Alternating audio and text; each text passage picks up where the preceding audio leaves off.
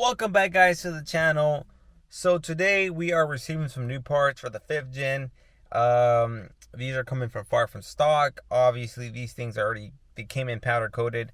I wish the stuff for the 1st gen that's sitting out there would have gotten here powder coated, so that way I wouldn't be with like running back and forth.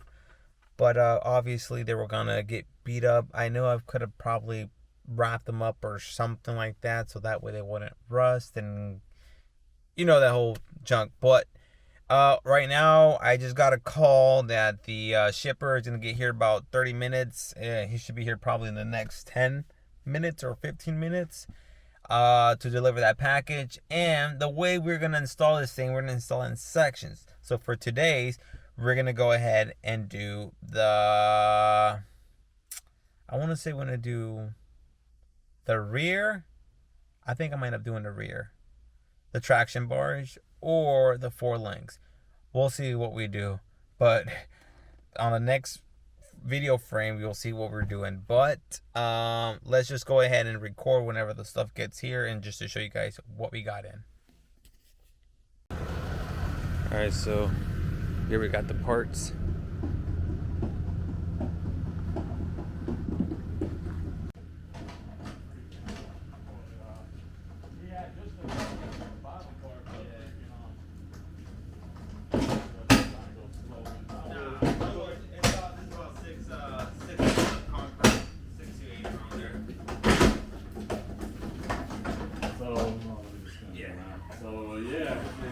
Just enough, so when I get back, I'll just shrink wrap the pallet at least a little bit. Yeah.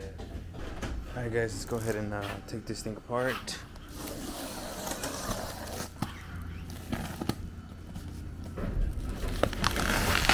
Ugh.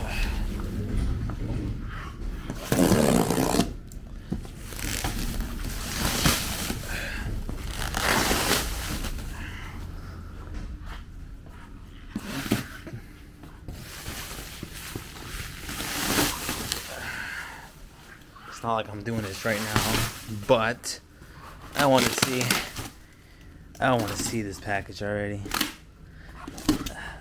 I don't even think they've posted anything yet of it on their page.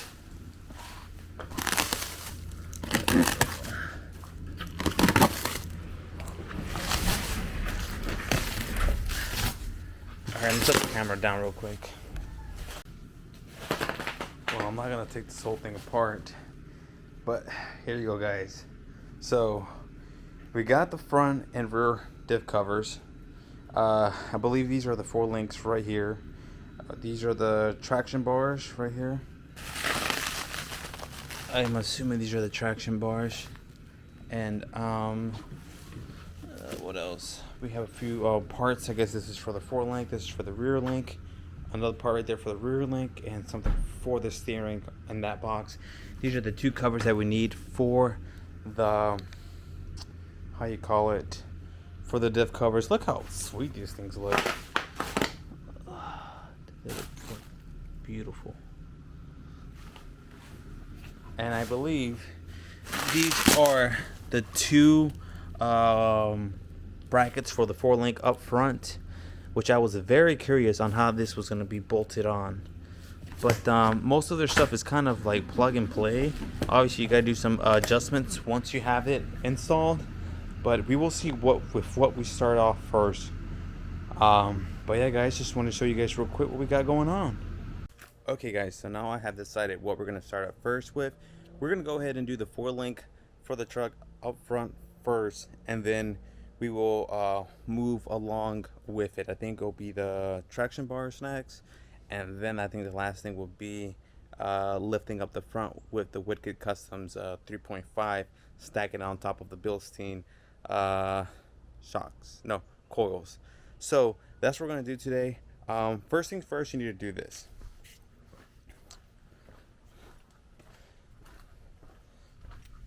So I have 2 6-ton jacks towers on each side. I put them just about this area right here, just away from where we're going to be working at, both on each side. I jacked up the truck and they are basically still sitting down on the ground, but this is just to make sure that the front won't, it won't move. And the way we're gonna do it, we're gonna remove one side first, and then we'll do the next side. So we're gonna remove this side, put the traction bar, the four links on this side, and then we'll jump over to the other side. I might just show you guys the one side, and then the other side obviously it's gonna be the same thing that we're gonna be doing over here, just to keep the video short and sweet. Alright guys, so let's go ahead and start putting everything together for the four links. They do come with their instructions. They have instructions for the, how you call it, for their long air travel, and also their for the regular stuff and stuff that you will be able to miss out on if you do the long air travel. So it comes with 2 lower link arms, 2 upper link arms, 4 inch and a quarter RHT rod ends and jam nuts, 8 3/4 inch by 1 inch. It comes with, it tells you everything that comes in here. It comes with the over plates. They're all specified either right or left, just so you make sure you look into that. And they give you the measurements that they have to be for every individual part. So we're gonna go ahead and start putting the heim joints and these babies. These are nice. Look at these things. These are heavy duty. These things are expensive. But yeah, so let's go ahead and do this, and yeah, and I'll show you. Oh, make sure you grease these things. So I'll take you guys along. Okay guys, so Far From Stock does recommend us removing some of the powder off of the ends where we're going to be installing these babies in here, and that is because that way you can tighten these things up without having to retighten them every single time, and they give you a better how you call it, it'll be more secure and tight enough, and then instead of being against the powder and whatnot. And what I'm going to be doing, I'm going to be leaving this shrink wrap on here to protect it. The only thing I am going to do is right here, I'm going to shove my finger in there and kind of remove whatever we got going on. Feels a little moist in there. It is a little moist. But yeah, that's what we're going to do. And so that way we protect this, and afterwards we remove the whole shrink wrap off of these babies. So let's go ahead and start putting these things on there, and we'll go from there. Okay guys, so I'm gonna go ahead and put some grease in there. It's the Red Kentucky grease inside here. They're antifreeze. I'm just gonna put it inside here a little bit so that way these don't corrode or whatever. Now these, the bent bars, which are your upper bars, we need to have them from center to center of the heim joint at 36 inches and a quarter. So that's what we're gonna go ahead and do. We're gonna go ahead and put this jam nut in here and start throwing this thing in there, and then we'll set this to 36 inches and a quarter. Okay, so let's go ahead and do that. Guys, I am not gonna lie, I'm actually exactly at 36 inches and a quarter from center to center at just that one shot. So let's go ahead and do the other one, and then we'll move on to the lower links. Alright guys, so now that we have basically prepped up all the 4 link bars, now we are ready to go ahead and start removing one of the radius arms, and I'll kind of go off with that. Keep in mind we do have some brackets that came with this for the rear, and for the front we're going to be using the same things. Make sure you keep all the hardware, especially the ones for the front, because we're going to be reusing all that stuff. And same thing with the one in the back where the bracket is at on the frame. We're going to be using that same hardware as well. So just keep all that stuff, and we'll go ahead and proceed on with the stuff. So again, lower links are at 36 3/4, and upper links are at 34 1/4. Let me confirm that again. No, 36 1/4 for the upper links, and for the lower links are 36 3/4 of an inch. So let's go ahead and start removing one of the radius arms. We're gonna go ahead and start the one with the driver's side, and then obviously I'll show you throughout the whole process on how that looks and how it's done. And the one on the passenger side, I'll go ahead and do it off the camera, and then show you the end results. So let's continue with that. There is one part too that I should mention. These are the specs that it's calling for. All right, now There may be some different adjustments if your truck is a bit more taller.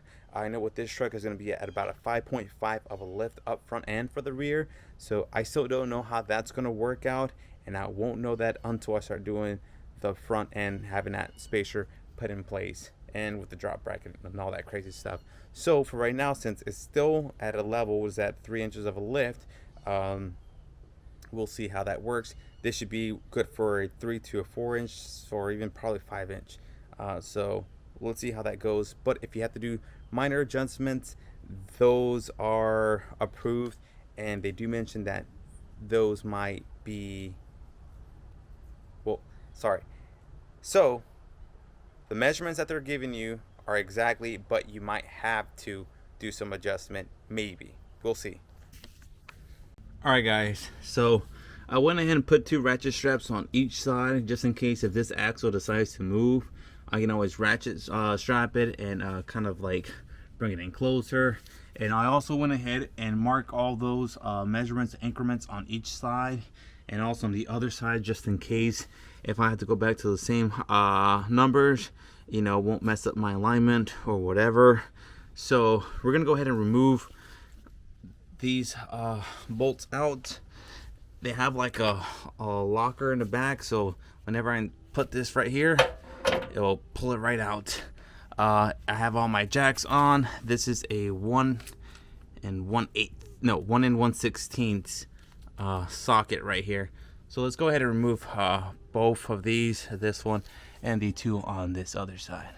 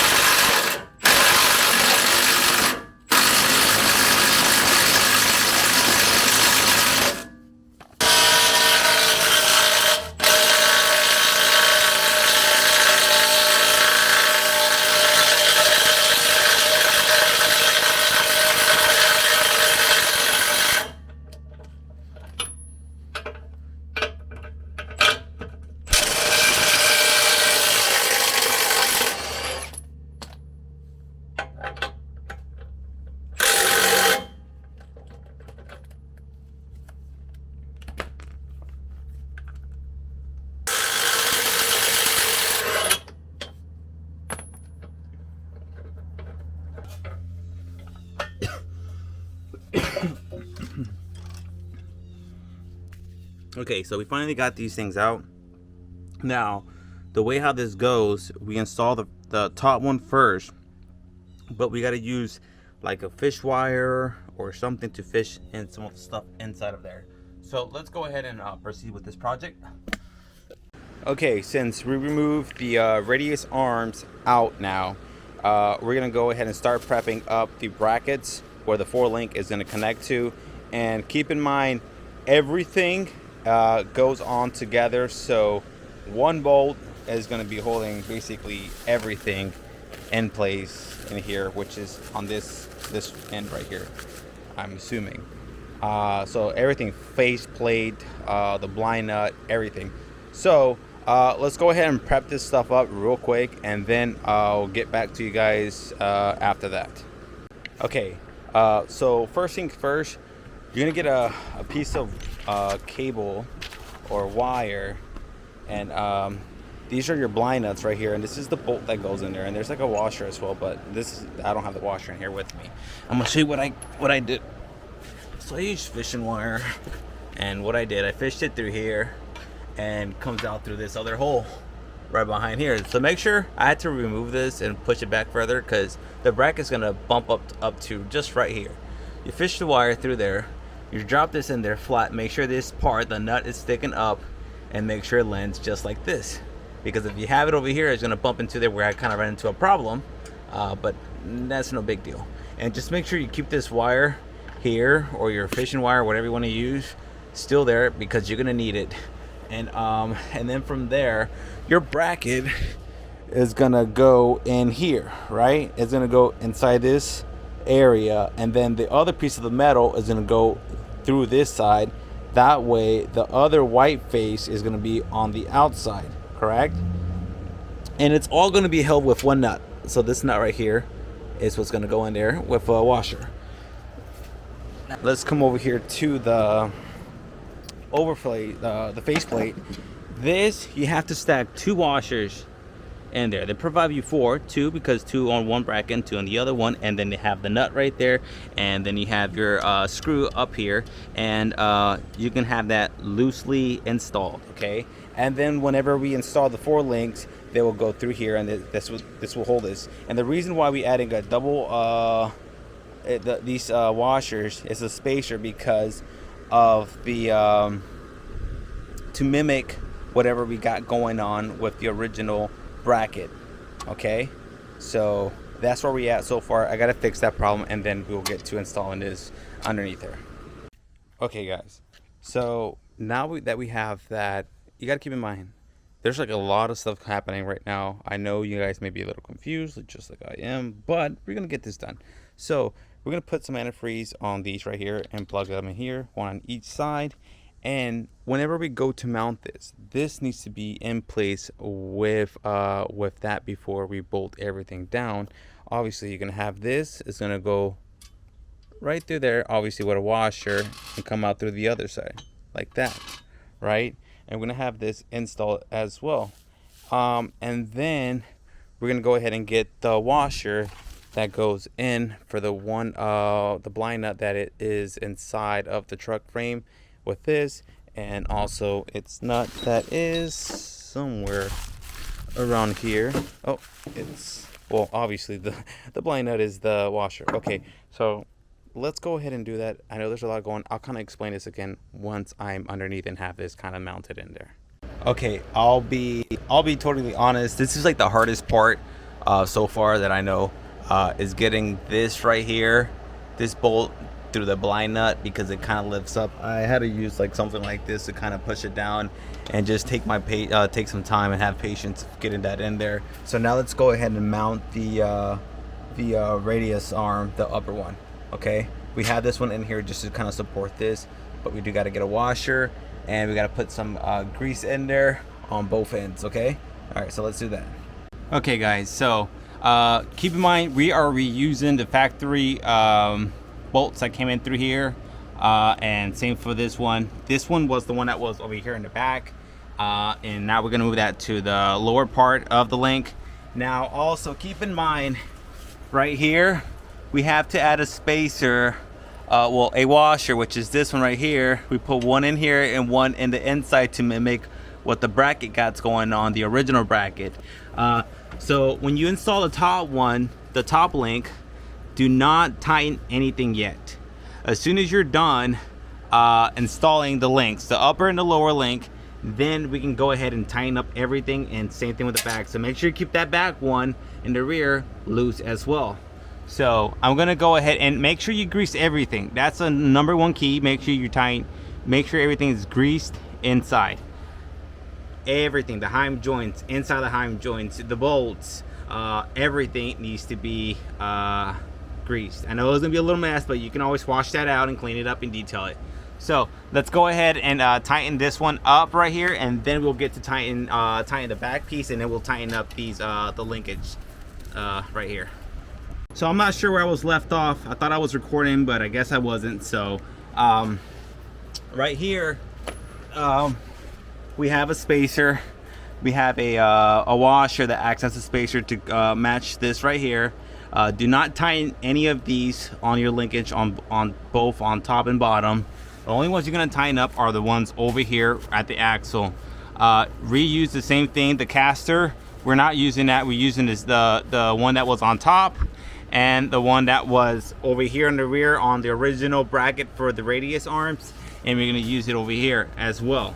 And we tighten those things up, and then now that I am done, we're gonna go ahead and tighten the one in the back, and then we'll go ahead and tighten up this and add their washer and nut, and make sure you grease all the fittings in as well, and then we can tighten up this overlay plate as well. All right guys, there you have it. So here's the first one installed. Looks clean. I'm leaving those things on. I'm gonna take them off probably within a year or so. I'm just playing, guys. I'm gonna take it off. So everything is on and installed correctly.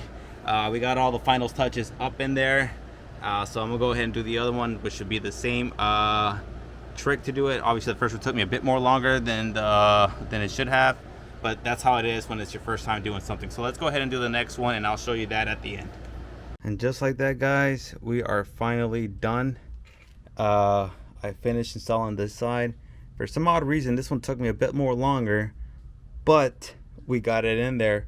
Those ratchet straps actually helped out because on that side, the lower link was harder to get in. So we ended up using the ratchet straps. If I were you guys, I would recommend using a thicker one to get that lower linkage in there.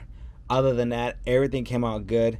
Everything is in there tight. I noticed that I was missing a washer here, but I am not going to take that off because it's already late. I will be taking it off though because I need to change out that that bolt over there because it is not the one I had. I kind of messed up the threads on them, and so yeah. But other than that, guys, that's gonna complete the video for this truck. I'm gonna pull the truck out so you guys can see it and remove the plastic on the other side as well.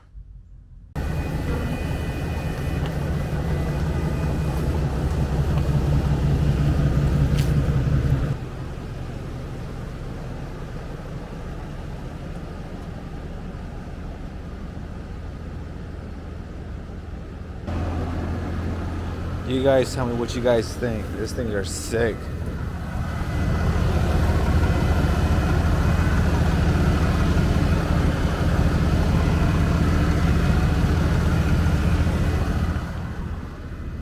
Well, there you have it, guys. That's gonna complete the video for today. Hope you guys enjoyed this video. Like I said, these things are far from stock. You guys can get these. They're not bad. They're actually really good, and the fact that you don't have to get more hardware or anything like that, they provide everything for you. You can get them powder coated, is what I did beforehand, because then you're trying to look for someone that actually does good powder coating, and their powder coating is very good. It's top notch. They use the best. So yeah, guys, make sure you guys go ahead and check them out. To remove these radius arms, it put a 4-link suspension on your truck that is compatible for level and up to a 10-inch lift, I believe. And you guys can actually use this for an air ride system in the front as well. This is kind of basically the same thing we ended up doing for the first gen, except we did it on the 5th gen, and the 5th gen is going to stay at around like a 5.5 inch of a lift.